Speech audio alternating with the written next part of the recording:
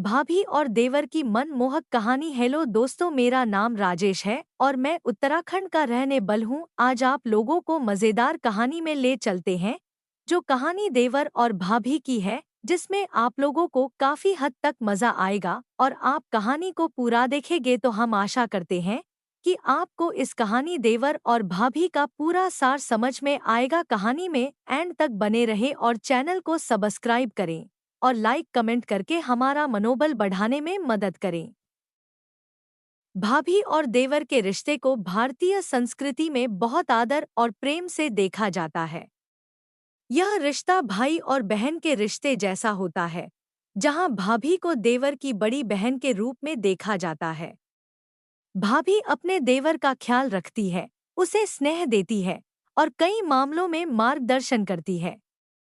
वहीं देवर अपनी भाभी का आदर करता है और उसे अपनी बड़ी बहन के रूप में मानता है।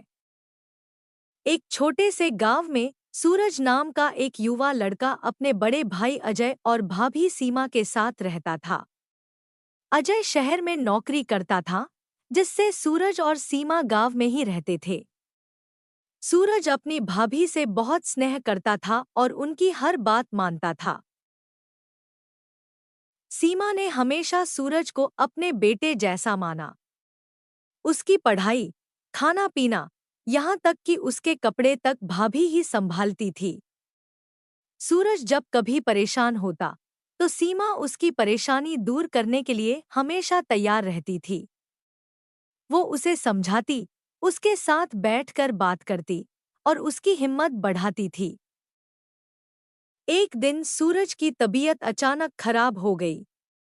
सीमा ने उसकी बहुत देखभाल की। उसने सूरज को ठीक करने के लिए न सिर्फ डॉक्टर से सलाह ली, बल्कि घर पर भी उसके लिए तरह तरह की घरेलू दवाएं बनाईं।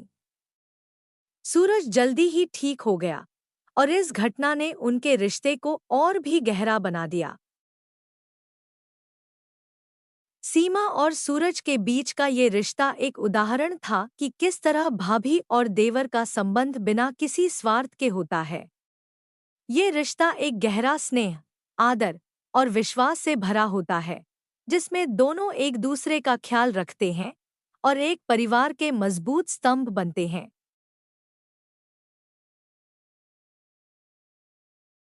यह कहानी भाभी और देवर के बीच के उस सुंदर और पवित्र संबंध को दर्शाती है, जो एक परिवार के मूल्यों को और भी मजबूत बनाता है।